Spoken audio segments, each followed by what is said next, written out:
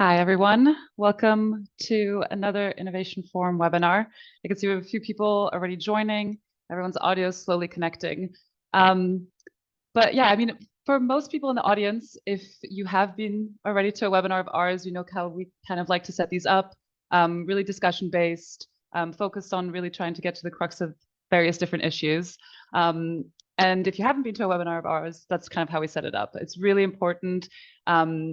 Half of the discussion will be based on audience Q&A. So throughout this whole conversation, if you have any clarifying points, or if you want to add anything to the discussion, or if you want to build on any points, ask the speakers a specific question, please put those into the chat. We'll try to get to as many of them as possible.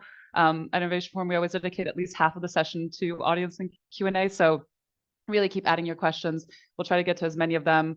And otherwise, we'll try and find other ways to make sure that any clarifying points are made.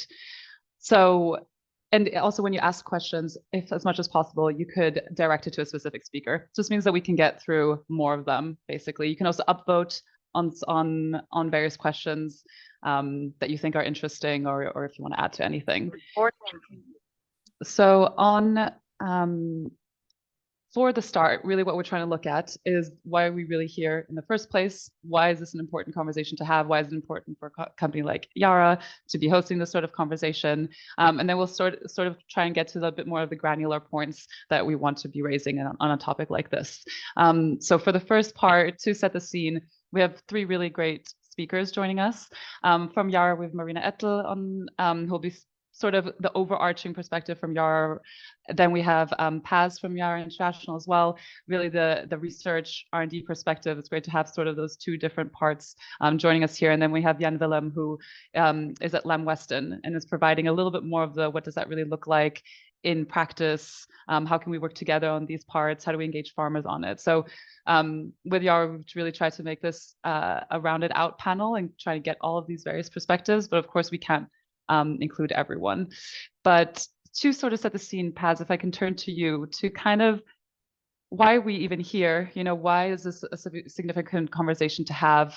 Why is this an important topic to be speaking about? And then second, how do we optimize agriculture in this area? So starting off with you, Paz. Hi, I hope everyone can hear me okay. And okay, so why this is an important conversation? Mainly, we all know about a lot of global challenges, and one of the biggest global challenges is food security. Global population is increasing, and the production of more food becomes crucial. To achieve food security, we must either enhance the productivity in the area that is now under production, or we must expand agricultural land. But one of the problems associated with expanding agricultural land is that agriculture currently accounts for 20% of global greenhouse emissions, and changes in the land use is the major contributor. So what we need to do is to produce more in the area that is now under production. We do know that to produce crops, we need nutrients. And these nutrients, including nitrogen, phosphorus, potassium, and calcium, among others, are vital for the successful growth of crops. They're essential nutrients. This means from a plant nutrition point of view that nutrient must be present for the plant to be able to complete its life cycle.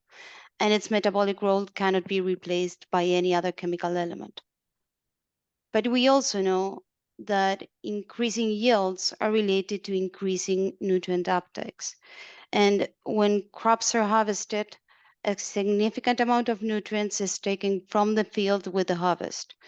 And if we repeatedly extract nutrients from the soil without replacing them, we deplete soil's capacity to provide nutrients and to produce food. This leads to soil degradation and reducing crop yields and quality. So replenishing soil with nutrients through fertilizers ensures that the soil remains fertile and capable of producing healthy food. Now, nutrients can be supplied through organic fertilizers such as manure or mineral fertilizers. Organic fertilizers should be used where available. most of organic fertilizers are already being used on farm, but the available organic fertilizers in the world do not provide enough nutrients to replace those that are removed with the harvest. And here is where mineral fertilizers play a critical role in bridging these nutrient gaps that cannot be covered by organic fertilizers. So if we want to achieve food security and prevent the conversion of natural land into cropland, which will exacerbate biodiversity loss and greenhouse gas emissions, among others, this cannot be achieved without fertilizers. Yeah, thank you. I think sort of set the scene. We're trying to figure out, okay, the scale up of organic fertilizers is probably not possible in the short term. So we just need to make sure that the fertilizers available in the short term are providing contributions to regenerative agriculture. So maybe just on that, there's obviously a lot of different varying definitions of regenerative agriculture everywhere. From Yara perspective, again, to kind of set the scene for the attendees in the room, what is the role of regenerative agriculture here? What is the role of fertilizers within regenerative agriculture? And then how does Yara define regenerative agriculture? Well, as we just discussed, we need to increase production, and for that we need fertilizers. But then this means that we can just increase the use of fertilizers indiscriminately in order to achieve the goal of producing more biomass. And of course, the answer is no. And within the frame of regenerative agriculture, we can find guidelines to use fertilizers as a tool to maximize production in a sustainable way. It offers a holistic view of the impact of our solutions. So, as you just said, there are a lot of definitions of regenerative agriculture, and there is not one common global understanding, but there are certain themes that are recurrent in all of them. So, Yara has defined regenerative agriculture as a systematic, outcome-based approach to adopt the best sustainable farming practices that affect nature and climate across these 5 recurrent themes: climate, soil health, resource use, biodiversity, and prosperity. And for us, when we discuss climate, our aim is to mitigate greenhouse gas emissions. For soil health, to improve soil fertility, soil structure, soil biodiversity, and to prevent soil degradation. Resource use is all about the efficient use of all the resources that are required for the crop production. Biodiversity, reducing the pressure on land use change and protecting natural habitat. And for prosperity, to improve farmers' livelihood. Thank you. And then so kind of going large and then maybe even more specifically, as Yara, you mentioned sort of those pillars, then maybe specifically if we focus on precision agriculture, where of course you work quite a bit, what do you see as maybe sort of the key principles of precision agriculture, but then even more specifically, how do you see them contributing to this growing need for a switch to regenerative agriculture? Okay, our main goal is to increase nutrient use efficiency while maximizing yields. So to do so, what we should try to do is to match as best as possible the crop demand with the nutrient supply. Precision agriculture allows us to change from a static recommendation at the start of the season to a dynamic one, taking into account how the crop is developing according to the environmental conditions of that particular season. It's about applying the right nutrients in the right rate, at the right time, and in the right place. But then growth conditions within the field are heterogeneous. The fertilizer demand and the yield obtained is not uniform across the field. So to be able to address this heterogeneity, digital tools enable us to estimate the nitrogen status and use this information to determine how much fertilizer to apply, when and where to apply it, identifying these areas in the field with potential yields. this will lead to higher yields, reduce N losses from the system, so will reduce environmental impact, and will eventually increase farmer income as we are maximizing the efficiency of the use of the fertilizer. Okay, thank you. Yeah, I think there's a lot still to go through from those points, and I already see questions coming through. So thank you very much. I think, yeah, just as a reminder for anyone who's joined more recently, definitely keep asking your questions, add them to the chat. The aim is to use sort of half of the session for it. So please keep asking. And if you have a specific person to address them to, please do. And Marina, maybe sort of to build on that perspective, from Yara's perspective, is there any sort of examples, or could you share some examples of where you've seen success in this area? Of course, it's going to be, you know, being able to illustrate that would be really helpful. Yes, of course. I think the most impressive illustration of this, if we can have the first slide, maybe, that was also for myself quite an eye-opener. This is a graphic of the long-term trial, which was done in Dülmen at the Hanninghof.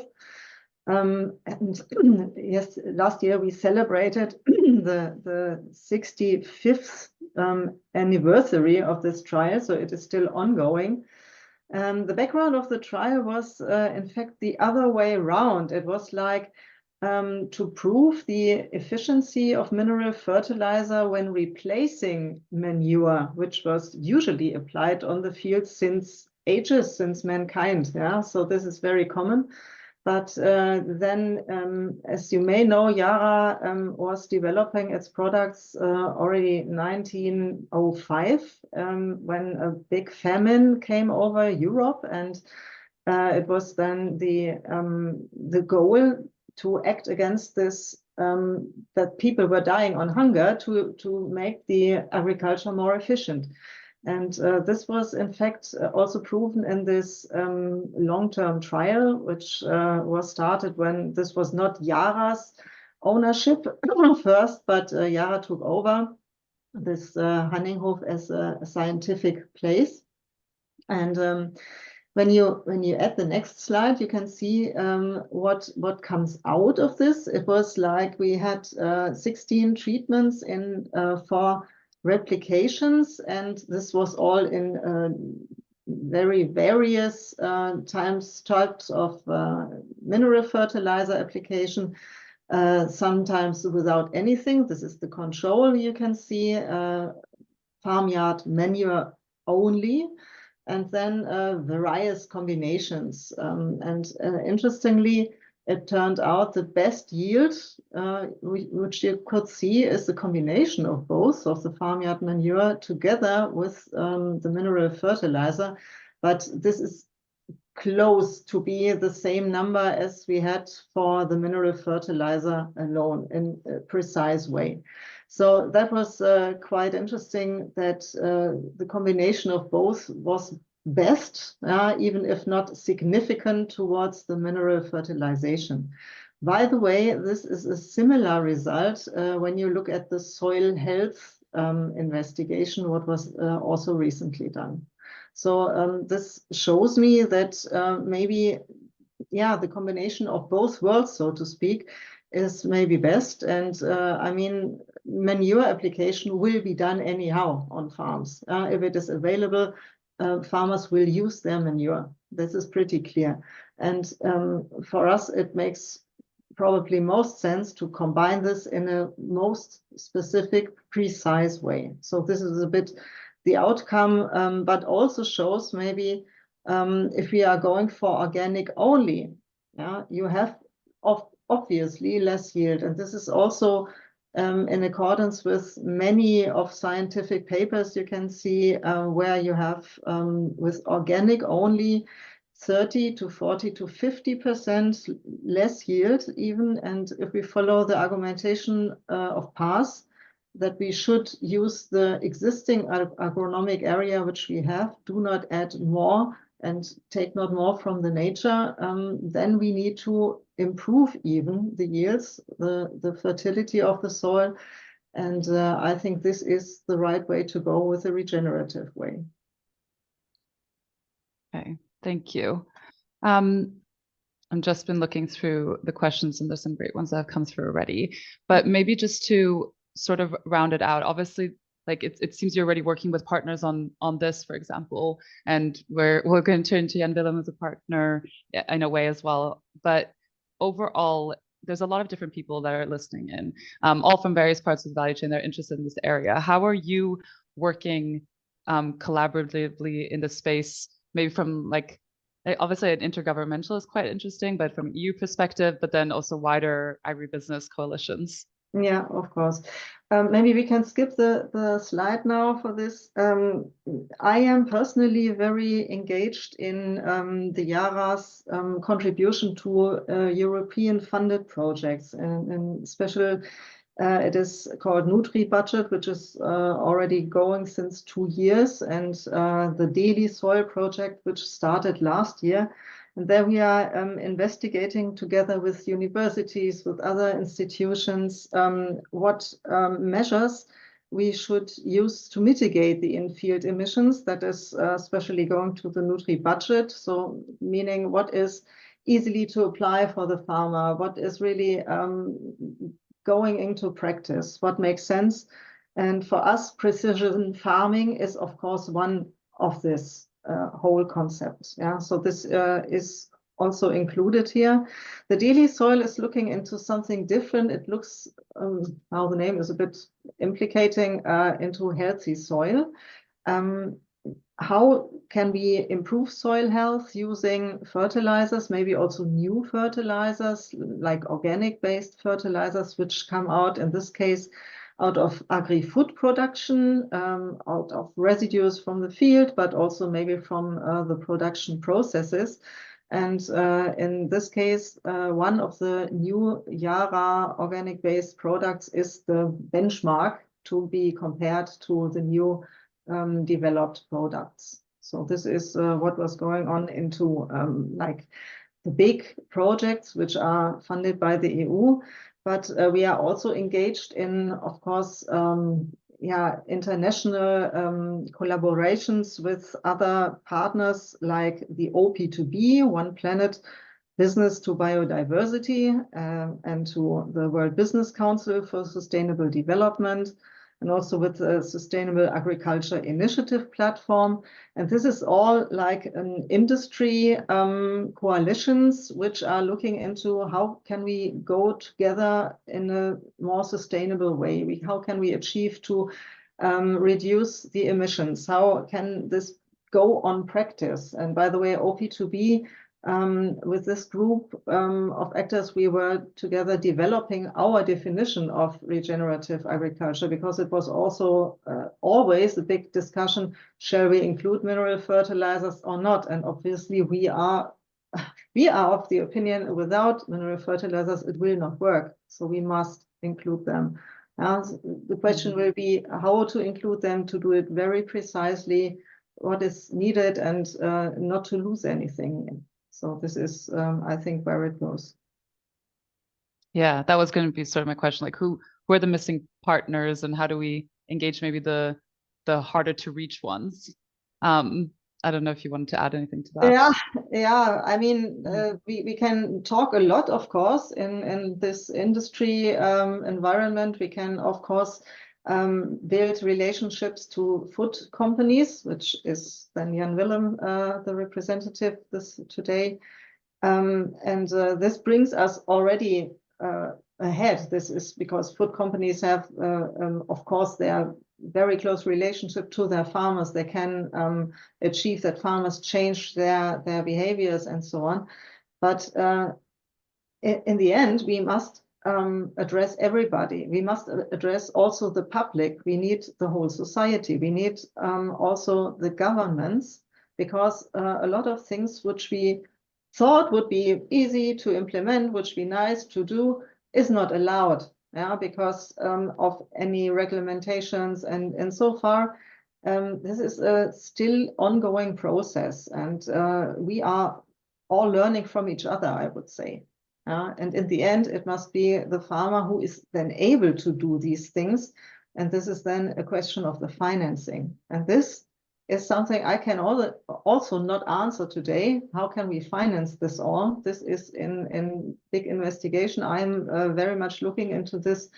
And here we are also talking about like, banks and also,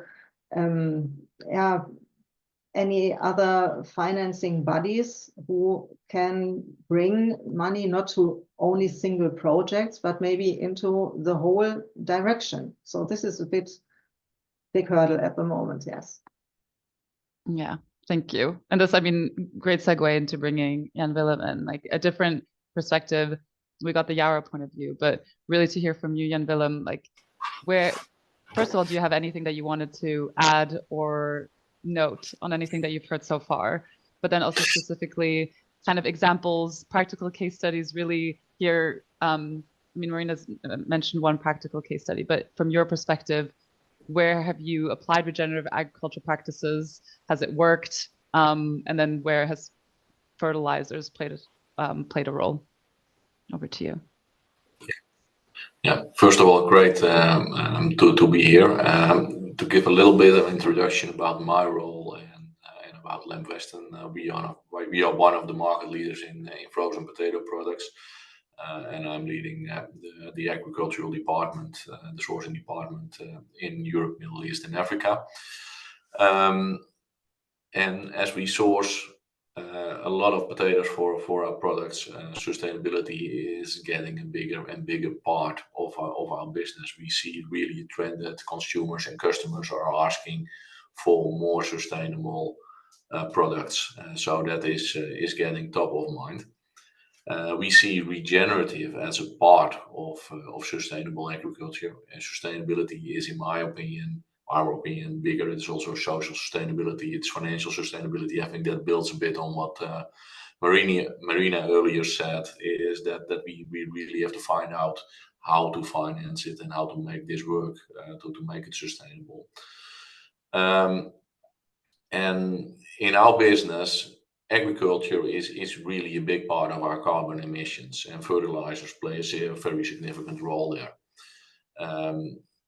And to use fertilizers in an optimal way, so to not spill it, to use it on the right methods, that will help. We see benefits by applying regenerative practices in our plants, in more robustness and more resilience. And it seems that we are really stabilizing our yields, make it more predictable, and that all goes hand in hand with soil health, as that is the most important. And that is a bit of a journey of learning it. Sometimes we see things that we also ourselves do not understand why it works and why some other things do not work. So it's quite an interesting journey, and one of the learnings of that journey is that we cannot do this in isolation. So we have to look to the fertilizer companies like Yara, and we have to look to the chemical companies. How can we work hand in hand and make this work? And we believe that our toolbox should be filled with conventional ways of working, but also going more to the organic side. So explore all tools that can be in the toolbox and pick the right tool at the right moment. And it's an interesting journey. We are learning day by day. One of our big challenges is the data collection, to see what happened and make correlations with results. So that already together, the basic data is a challenge, but we try to manage that with grower registrations, etc.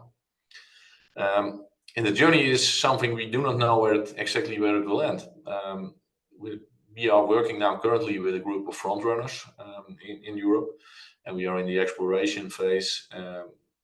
And one of the big learnings we already have is that there is not a one-size-fits-all solution. So it is depending on the region, soil type, growers.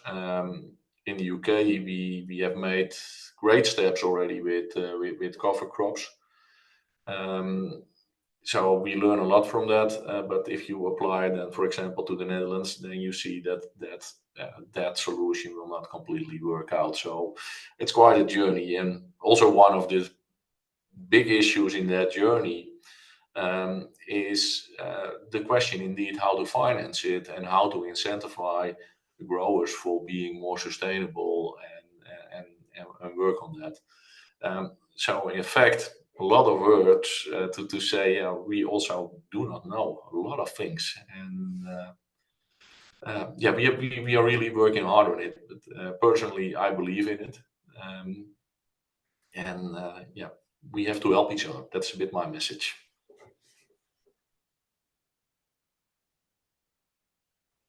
Thank you. Maybe just to stay on that quickly, like the point of working with farm growers, could you paint a little bit of a picture to the attendees? How are those conversations going at the moment? What sort of conversations are you having? What are they? What's resonating with them? What are they not sort of wanting to collaborate on? Would just be great to hear it from their perspective. You mean from the grower side? Yeah. Yeah, what we see is that there is a lot of difference between growers. We have growers who are really on the side that they want to be fully organic, and we also have growers on the other side who strongly believe that the conventional way is the only way. But I think the big part of the growers population is really willing to improve, and they are also struggling with the journey I try to describe. I think that is the common feeling, and I think almost all of them see that we have to move forward and go to a more sustainable future. Great. But Thank it you. are sometimes tough discussions, and mainly Yeah. when there is pressure with external factors like we had last year, with a lot of rain and that kind of things, then you see that sustainability is going to the background instead being top of mind.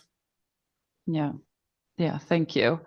I'm going to get to audience question and answer soon, so please keep asking, and also maybe upvote each other's questions if there's one specifically that you'd really like to address. But I think if we also now go a little bit into the emissions part of it, and obviously there's sort of emissions pre-field, on-field, but maybe Paz, if I can turn back to you for this one, how are you working with Yara and other on reducing emissions of fertilizers before fields? Is this leading to improved nutrient use? And a lot of the questions are, of course, we've covered a lot of food security, but the questions are a lot on, how are we looking at the nutrients of the product of the crops? But yeah, just to maybe stay on this point just now, and then maybe we can cover that afterwards. How are you reducing emissions of fertilizers before field? Is this leading to improved nutrient use? And if so, how? Yeah, okay. So first, I completely agree with everything that was discussed so far. And some things are challenging and are difficult. And of course, we don't have all the answers. But the first thing I would like to say to answer that is that we can work on reducing emissions by providing knowledge. And all the decisions that the farmer is doing in their farms have an impact here in the emissions. And of course, the nutritional management is part of it. How do we use the fertilizers? So it takes a lot of knowledge of the soil and the crop to put together a sustainable crop program. And it's important to remind ourselves that our goal should not be to apply fertilizers to the soil, but to supply nutrients to the crop, matching crop demands. So the 4R concept promotes the best management practices to achieve our cropping system goals, while at the same time minimizing field nutrient losses and maximizing crop uptake. But we are all familiar with that probably. And my point here is that that's easy to say, but not that easy to implement. And as Jan Willem was saying, there is not one solution that fits all the realities. Something that may work in certain circumstances can result in different outcomes in others. So when we talk about the 4R concept, if we talk about the rate, what we want to make sure is to have the right quantity, no more and no less. And yes, of course, we have some general guidelines of what's the requirement of nutrition to produce a certain amount of yield. So how many kilos of N, for example, we would need to produce a ton of crop. But this needs to be adjusted locally, even variety specific, and even it's changing over the different seasons. And when we talk about the right source, fertilizers can be presented in different chemical forms and physical aspects, and these will have an impact over the crop performance and the dynamic of losses from the system. The end source, for example, chosen, has an impact even in the absorption of other nutrients. And another factor that is really important is timing. Timing is key. Crops have require key nutrients for specific processes in specific development stages, and that demand changes over the development of the crop. And the last R is about the right place, and is really about choosing the right way of delivering nutrients to make sure that nutrients are placed where crops can use them. But then how do we know what we are doing? It's good, it's not. So one of the ways we can find to measure the performance of our 4R implementation, it's related to nitrogen use efficiency, how good our management practices are in relation to our nitrogen inputs. And here, nitrogen management has a really big impact in sustainable food security and the climate change mitigation. When we have too little nitrogen, this endangers food security, it promotes soil degradation, and increases the pressure over land use change. But when we have too much nitrogen, that's not good at all because it's not sustainable from an economic or an environmental point of view. This will lead to N losses from the system, increasing greenhouse gas emissions, will affect negatively biodiversity, pollution of water, among others. So the EU Nitrogen Expert Panel has developed what they called a safe corridor of nitrogen use efficiency. And this means that when our results of nitrogen use efficiency are high, let's say above 90%, the input of nitrogen was too low. As we are decreasing soil fertility, we are mining the soil because we are extracting more from the soil than what we have applied. But on the other hand, when our nutrient use efficiency is low, our result is low, below 75%, this creates high risks for N losses, since we are removing much more with the harvest than what we have applied, much less with the harvest than what we have applied. So the corridor that is left between 75% and 90% is where management practices tend to increase productivity and at the same time decrease N losses.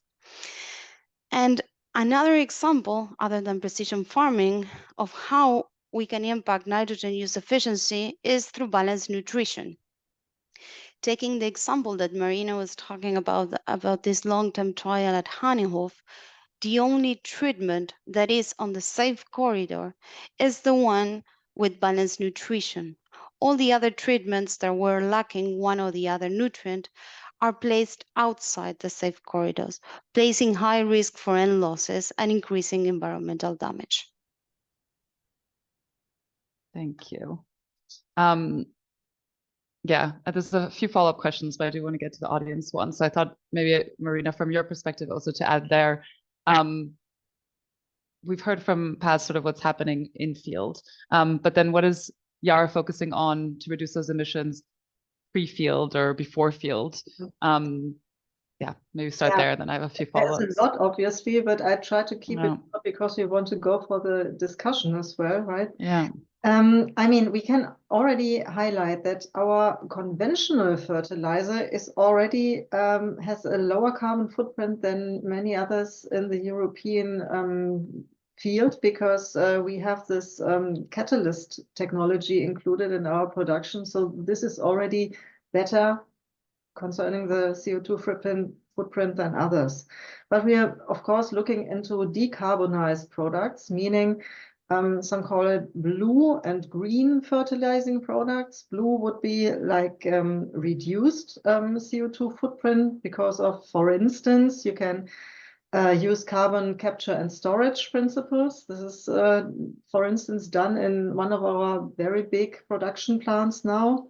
For the green fertilizing products, we talk about products which are produced by renewable energy, meaning hydrogen energy, for instance. And there are, of course, mixtures of both, call it then light blue and light green and whatever, but we try to be very transparent with this. So this is the one part.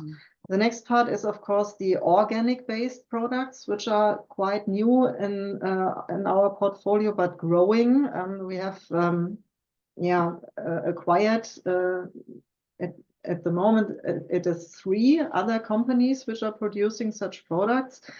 And we are also looking into other opportunities which are very local, because as Paz has already highlighted, where you have such kind of materials, like also recycled materials, also recycled phosphorus, we looked into this, but it makes obviously not so much sense to transport this hundreds of kilometers away, but use them more in the region, like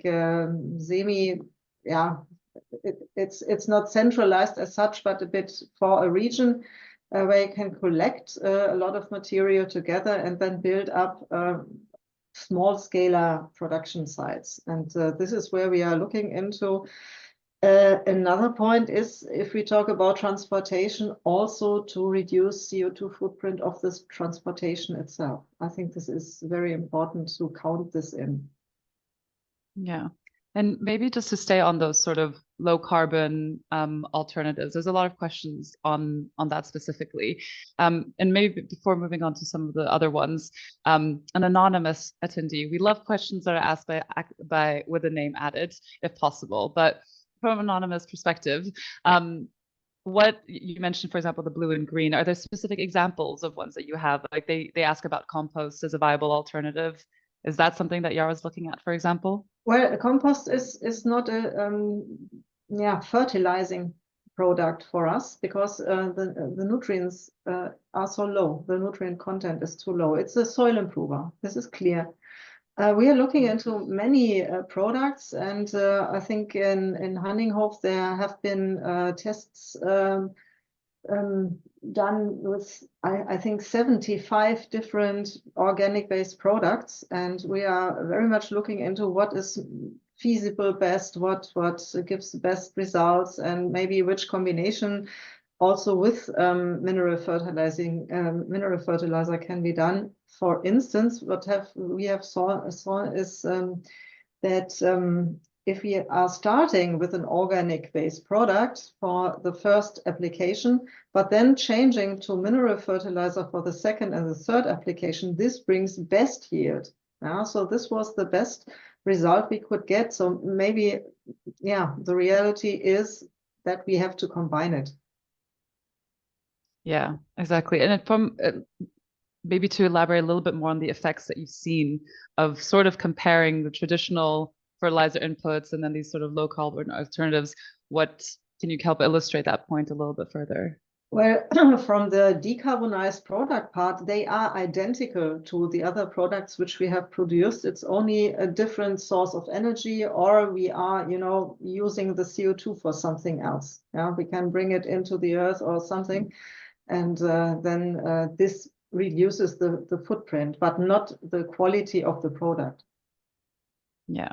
And maybe, sorry, if I can only add on that, that's the part of the production of the fertilizer, that it's exactly the same fertilizer, but produced with lower carbon footprint at factory gate.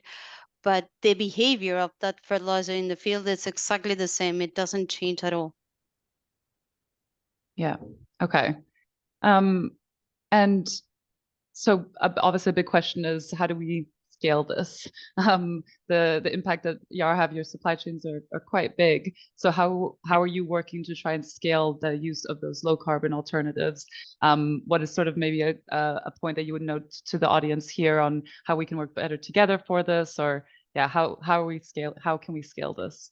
Yeah, maybe again, from my perspective, what I know, it is then going to the production sites themselves. So we have big production sites in Norway, in the Netherlands, in other countries, and they are all busy with how they can best reduce their CO2 footprint. We have one example where we are linking this to a very big biogas plant.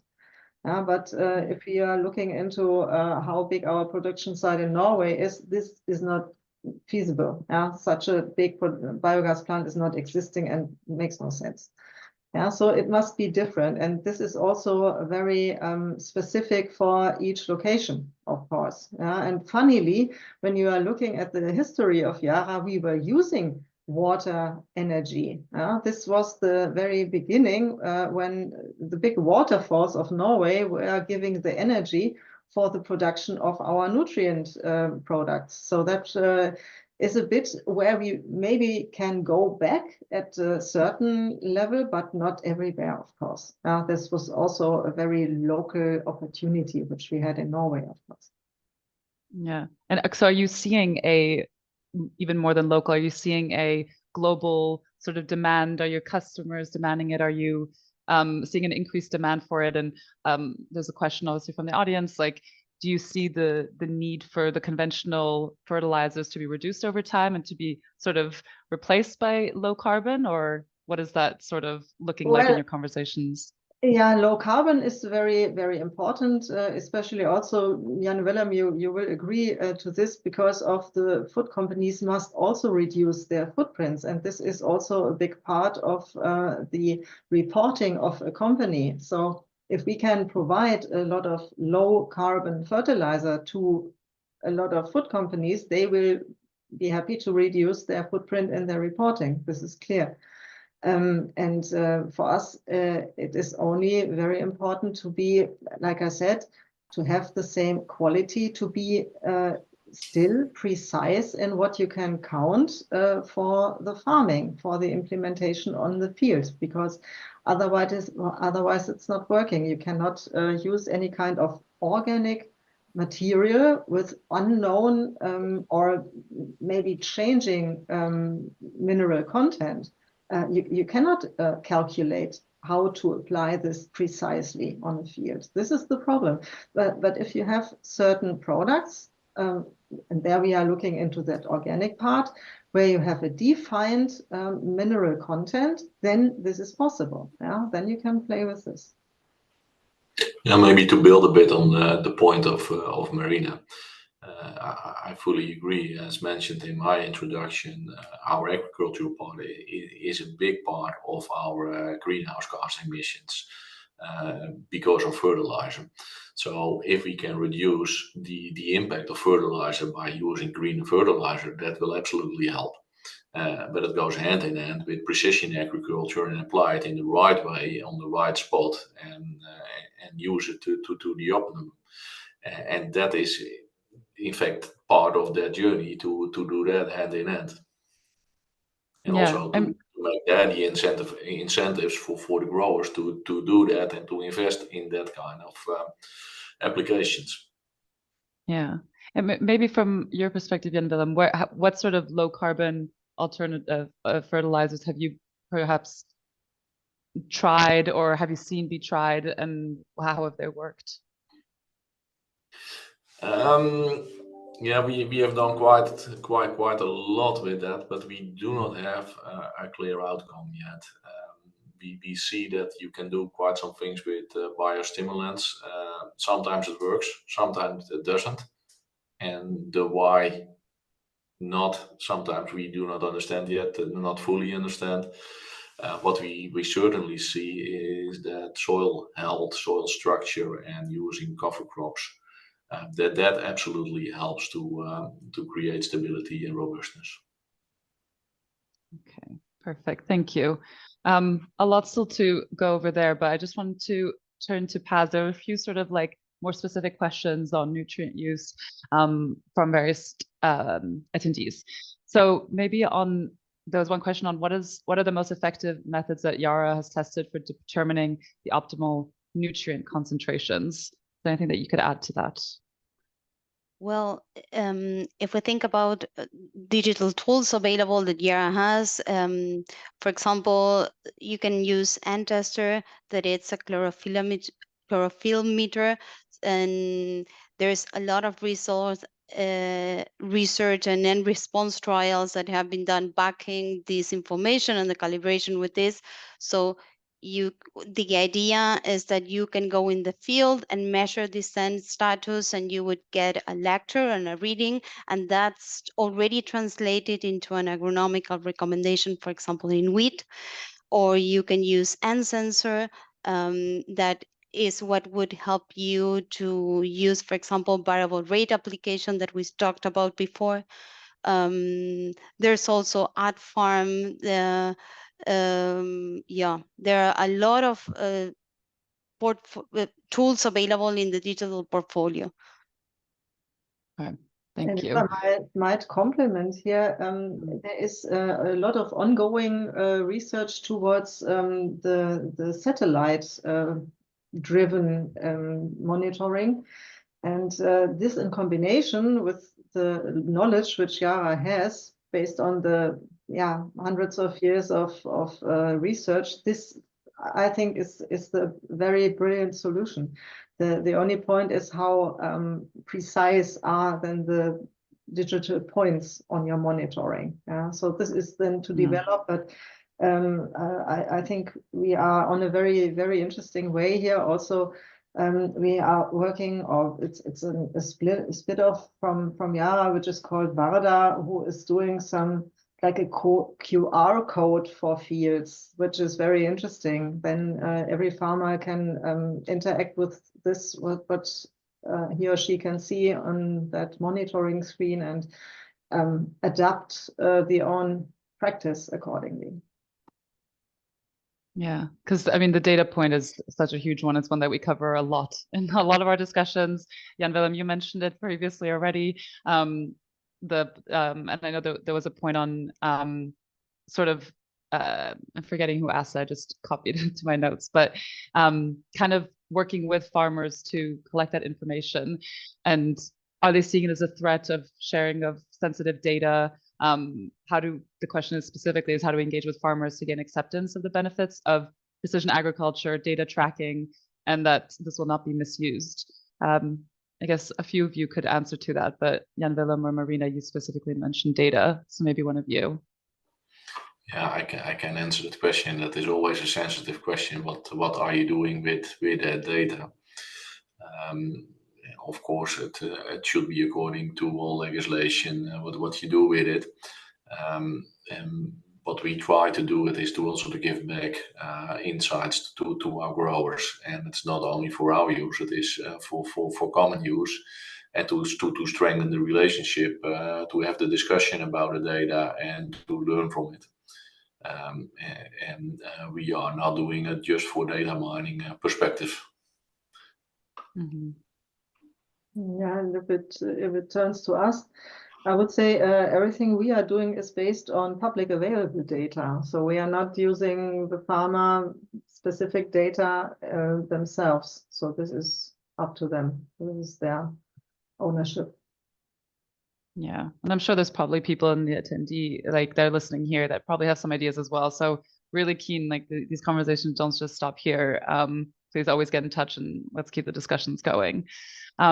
There's obviously a lot, like we've covered a lot on, the role of fertilizers in food security, for example, and crop nutrition. But overall, there's a lot of questions on going deeper, the environmental effects, the socioeconomic effects, nutrition impact. So I do just want to kind of turn to those for a little bit. There's, for example, one question on biodiversity, like how you're looking at the impact on waterways and oceans and fertilizer use. Paz, I know you outlined those sort of pillars and biodiversity being one of them. I don't know if you wanted to answer to that or otherwise, Marina. Yeah, maybe I can start and Marina, you can complement. To be honest, the pillar biodiversity is by far our weakest point right now. And the way we are mainly addressing biodiversity starting now is as an indirect way of trying to avoid the pressure or to reduce the pressure of a land use to protect natural habitats. But we know that we have to work a lot. We are actually working in developing new research areas, and we know that we have to involve further and work further on that, because right now is our weakest point. Yeah, and I am looking very much into this, especially from a, say, more strategic point of view. But I'm also a biologist, so in fact, it's a bit in my heart. And what I can see is it is moving into the direction of biodiversity on top of the soil first. Yeah, this is pretty clear. This is easy to measure. You can use different crops. We can do a crop rotation. You can do cover crops and so forth. This can be measured. But then how to define, is the field itself, is this the one we are looking at, or are we looking also at the border? Are we looking into, are there waterways? Are there forests around? And then we are talking about farm biodiversity, and not to talk about the soil biodiversity, which is crucial in what I understand, because I'm also an ecologist, meaning everything is connected with everything. So that means if you want to do this really precisely, you must also look into what happens in the soil, not only with the larger organisms and the plants, but also with the microorganisms. And then it becomes really, how to say, critical, as we do not know all what's out there, yeah, all the names of the bacteria and fungi, but in my perspective, it's maybe also not necessary to know them all, but to know what function they have. So there are some possibilities via genetic analysis of functional genes that you detect. Is it coming from the nutrition into the soil, going pathways from organism to the root of the plants, and then it functions well? Yeah, this can be checked, but this is, of course, also very expensive. So what do we want? Is this worth it, or are we good with on top? I would say at the moment, this is getting to be started. People are also developing biodiversity credits, by the way, and this is nothing completely new, because the idea is to give nature a monetary value, and if you take something from the nature away, then you have to pay for it. Yeah, so this happens already if you are going to build like a supermarket somewhere in the green field or so. But if you talk about agriculture, to be converted, this is also kind of complicated, let's say. But yeah, important to look at. That's clear. Yeah, no, I appreciate those answers. And sort of, if we're looking still further, another question was on the socio-environmental, or maybe in this case, socioeconomic challenges associated with it. So you mentioned the higher price. Are you looking at sort of working with farmers on the higher profitability, or what are those conversations sort of looking like at Yara on the socioeconomic? Yeah.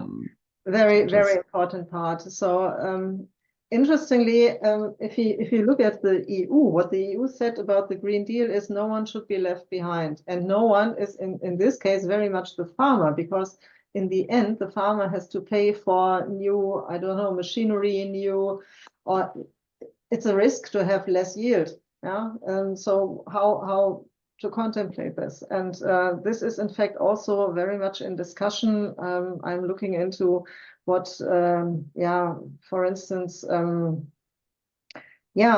financing world is saying about it, and also insurance companies are coming in then, and this is a very interesting part, which also shows me that we are on the right track if insurances are looking into this, because obviously they have understood if we're going like we did before, then climate change will be there. We see it already, and what I understand.